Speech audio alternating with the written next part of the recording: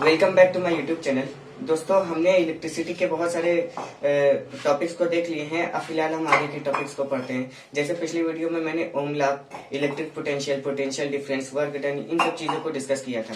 ठीक है, और साथ ही साथ इलेक्ट्रिक करंट, रेजिस्टेंस और वोल्टेज, इन सबको भी देखा था। ठीक है, उनमें रिलेशन भी देखा था। तो आज के डेट में हम क्या करेंगे, हम ये देखेंगे कि जो हीटिंग इफेक्ट होता है वो किस तरीके से होता है। ठीक है, अब जैसे आप ये एक चीज एज्यूम करो कि अगर आप जब ठंडी के मौसम में जब आप आग जलाते हो, लकड़ी से आग जला देते हो हाथ सेकने के लिए, तो क्या करते हो कि लकड़ी जब जलता है तो वो क्या होता है, एक्चुअल में इस तरीके से होता है। मैं बना देता हूँ फिगर।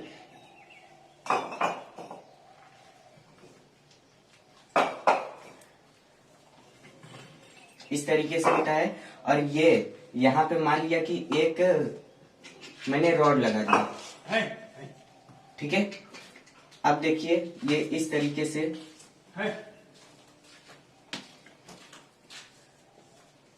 ये जाएगा रेडिएशन। देखिए, समझने के लिए ये बहुत ही अच्छा तरीका है हीटिंग इफेक्ट को। ठीक है, अब जैसे आप लकड़ी जलाते हो, ये आग है, ये फायर है। ठीक है, आप लकड़ी जब जलाते हो और अगर उसमें अगर लोहे की छड़ अगर लगा दोगे तो गर्म होने लगेगा, है ना। वो जल्दी जल्दी गर्म होने लगेगा, और आप यहाँ पे अगर पकड़े रहोगे तो आपका हाथ क्या होगा, वो आपका हाथ जो है जल जाएगा। ठीक है, और यहाँ पे क्या करते हो, इस जगह पे ये जो ऐसे करके धुआं निकलता है, रेडिएशन, वहां पे आप ऐसे हाथ करके अपने हाथ को सेकते हो और आपको थोड़ा थोड़ा गर्मी महसूस होती है। ठीक है, यानी आप आग जलाए हो, यहाँ पर लकड़ी यहाँ पे जला है, लेकिन काफी डिस्टेंस पे आप यहाँ पे हाथ को सेकते हो और आपको थोड़ा सा नॉर्मल फील होता है। ठीक है, तो इसी तरीके से जो इलेक्ट्रिसिटी होता है, इलेक्ट्रिसिटी में जब आप सप्लाई देते हो, अब जैसे यहाँ पे मैं बना दूं, ठीक है, अब जैसे ही आप इसमें वायर को लगाओगे, और वायर को लगाने, ये एक सॉकेट है। ठीक है, ये सॉकेट है, ये जब इसमें वायर को आप लगाओगे तो इसमें ना कभी कभी ऐसा होता है कि अगर आप पतला वायर ले लोगे तो उसमें वो जल्दी से हीट होने लगेगा, या ऐसे नॉर्मली भी होता है। तो उसमें क्या होता है कि इलेक्ट्रॉन जैसे ही फ्लो होने लगते हैं, तो फ्लो होने के साथ साथ उनमें टकराव होता है, वो एक दूसरे से लड़ते हैं और इसी वजह से हीट हो जाता है वो वायर। ठीक है, समझ में आया। इसी तरीके से हर कंडक्टर रहता है जो इलेक्ट्रिसिटी को आगे जाने देता है, यानी इलेक्ट्रिसिटी को अलाउ करता है, वो कंडक्टर हो जाएगा। तो हर एक कंडक्टर में हीटिंग इफेक्ट पाया जाता है। ठीक है, उसको H से डिनोट करते हैं। समझ में आ रहा है, उसको किससे डिनोट करते हैं, कैपिटल H से डिनोट करते हैं। ठीक है, तो कैपिटल H इक्वल टू क्या होता है, आपको फार्मूला याद है। कैपिटल H क्या होता है, कैपिटल H होता है I² RT। ठीक है, I² RT होता है, यानी ये I जो है वो करंट है, R रेजिस्टेंस है, और T क्या है, टाइम है। ठीक है, तो ये एक हमारा फार्मूला हो गया। इससे न्यूमेरिकल काफी अच्छे बनते हैं और आता है इससे। ठीक है, अब एक और इसके साथ हो जाएगा H इक्वल टू VIT। दोनों को एक जैसा लिख देता हूं। ठीक है, H इक्वल टू VIT, ये वोल्टेज है, ये करंट है, ये टाइम है। ठीक है, एक चीज आपने नोटिस किया होगा, P इक्वल टू VI आपने याद किया है, मैंने याद कराया है। ठीक है, लेकिन क्या है, ये P क्या है, ये पावर है। ठीक है, ये क्या है, ये पावर है। आप और एक चीज और है, work done per unit time is called power. ठीक है, और जो वर्क डन हो जाएगा वो पावर इंटू में टाइम हो जाएगा। पावर की जगह पे अगर हम लोग VI लिख दें और ये T लिख दें तो VIT हो गया। यानी ये जो वर्क डन रहता है या हीट रहता है, पावर इंटू टाइम का मल्टीपल होता है। ठीक है, यहां से ये सब फॉर्मूलाज आते हैं और इन सबको आप याद कर लो। समझ में आ रहा है। तो हीटिंग इफेक्ट में बस यही है, बाकी जो आप बुक से पढ़ोगे वही देखो, क्योंकि देखो फिजिक्स, केमिस्ट्री और बायो इन तीनों से आएगा, इसलिए उसी जगह पे आप फोकस करो कि जो आपको ज्यादा हेल्प करे। समझ में आ रहा है। तो अब क्या है, अब इसके बाद एक चीज और है, एक होता है रेजिस्टेंस का कॉम्बिनेशन। ठीक है, रेजिस्टेंस का कॉम्बिनेशन क्या होता है, अभी समझ लेते हैं। रेजिस्टेंस इस तरीके से जुड़े रहते हैं, मान लिया एक ऐसे करके होता है, एक ऐसे करके ये मैंने R1 लगा दिया, ये R2 नाम लिख दिया, और एक रेजिस्टेंस इस तरीके से हो सकता है कि जुड़ा हो, इस तरीके से।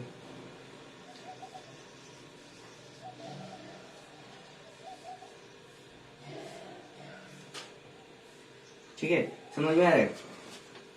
तो इसमें एक चीज ये यहाँ पे आकर के एक्चुअल में फिगर को समझिए, ये ऊपर से आके यहाँ मिल रहा है और ये नीचे से जाके यहाँ मिल रहा है।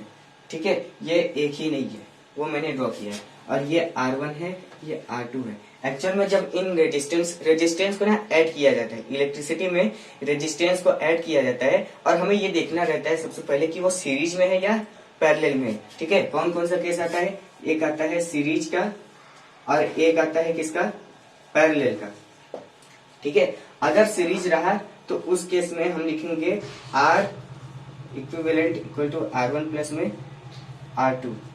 ठीक है, और अगर पैरेलल रहा तो R equal to 1/R1 plus में 1/R2। इस तरीके से हम लिखते हैं। लेकिन क्या है, हमें पहले ये देखना रहेगा कि जो रेजिस्टेंस है वो सीरीज में है या पैरेलल में है। ठीक है, तो सीरीज में कनेक्शन किस तरीके से होता है? पहला वायर देखो, मान लिया इसको यहां से समझिए, सीरीज में कैसे होता है? एक रेजिस्टेंस मान लिया कि इस तरीके से है, इसका नाम R1 है। इस R1 का वायर एक इधर है, एक इधर है कि नहीं है? मान लिया ये A है और ये B है।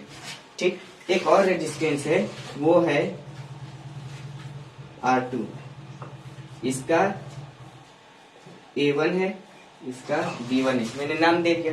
ठीक है, जब इसका यानी इस पहले वाले रेजिस्टेंस का लास्ट वाला और दूसरे वाले रेजिस्टेंस के पहले वाले से ऐसे ऐड रहे हैं, तो ये सीरीज वाला कॉम्बिनेशन बन जाता है।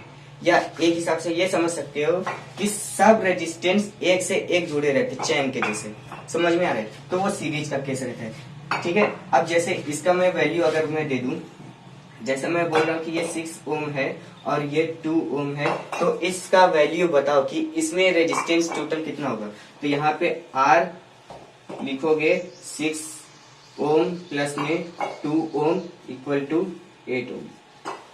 ठीक है, इस तरीके से होगा। अब हम पैरेलल का समझ लेते हैं। तो पैरेलल का किस तरीके से होता है उसको देख लेते हैं। पैरेलल जो होता है ना, उसमें 2 वायर होते हैं। अब देखो, रेजिस्टेंस में तो 2 वायर रहेंगे ही, एक ये हो गया और एक इस तरीके से। इसकी पहचान ये है ना कि ये इसका जैसे ये R1 है और ये R2 है, इसका एक वायर किसी और वायर से जुड़ा हो और इसका दूसरा वायर किसी और वायर से जुड़ा हो। ठीक है, समझ में आ रहा है? जैसे यहाँ पे मैं एक वायर ऐसे निकाल लेता हूँ और यहाँ पे ऐसे निकाल लेता हूँ, तो इसका R1 का देखिएगा ये यहाँ पे जुड़ा है और ये लास्ट वाला यहाँ पे जुड़ा है। समझ में आ रहा है? इसी तरीके से R2 का भी इसी वायर से यहाँ पे ऐसे और इस तरीके से यहाँ पे ऐसे अगर जुड़ा रहा तो ये पैरेलल हो जाएगा। जिसे अगर मैं इसके वैल्यू 2 ओम और इसकी वैल्यू 6 ओम लिख दूं, तो यहाँ पे जो टोटल रेजिस्टेंस आ जाएगा वो 1/6 और 1/2 आ जाएगा। एलसीएम लेने के बाद यहाँ पे आएगा 6 और इसको करेंगे तो 1/R आया 4/6, तो R जो रहेगा वो रहेगा 6/4 ओम या 3/2 ओम, या इसको लिख सकते हैं 1/5 ओम। समझ में आ रहा है? यानी पैरेलल में हमने ये, जैसे हमने रेजिस्टेंस सीरीज में ऐड किया था, जैसे यहाँ पे हमने सीरीज में ऐड किया था थोड़ी देर पहले, तो वहां पे 6 ओम और 2 ओम लिखा था, तो इसका रेजिस्टेंस कितना आया था? 8 ओम आया था। और पैरेलल में अगर हम ऐड कर रहे हैं तो पैरेलल में ऐड करने के बाद कितना आ रहा है? हाँ, 1.5 ओम आ रहा है। तो इस तरीके से होता है। और हमें एक और चीज मिलता है, हमें पता चलता है कि जो पैरेलल में रहता है रेजिस्टेंस अगर ऐड करेंगे तो उसमें रेजिस्टेंस कम होता है। ठीक है, एक चीज और है, हमारे घरों में जो वायरिंग रहती है वो सीरीज में होती है कि पैरेलल में होती है? तो हमारे घरों में चाहे जहां भी हम लोग यूज करते हैं तो वो पैरेलल में वायरिंग हुई रहती है। ठीक है, समझ में आ रहा है? तो इस तरीके से ये टॉपिक था। और इसको आसानी से आप याद कर सकते हो।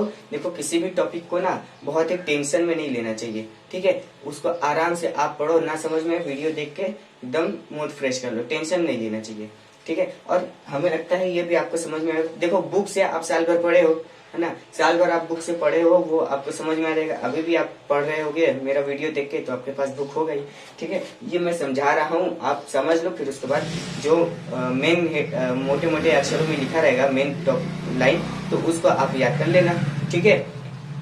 और वैसे इसमें याद करने लायक नहीं है, इसके बेस पे ना क्वेश्चन आते हैं, न्यूमेरिकल्स आते हैं, ठीक है। तो हम अब इसके आगे देखते हैं कौन सा टॉपिक है, फिर उसके बाद बात करते हैं।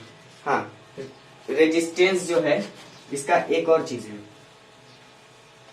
अभी मैं बताता हूँ क्या चीज है। रेजिस्टेंस और रेजिस्टिविटी एक चीज होती है, उन दोनों में ये रिलेशन है, ठीक है। तो इन रिलेशन को पहले हम समझेंगे।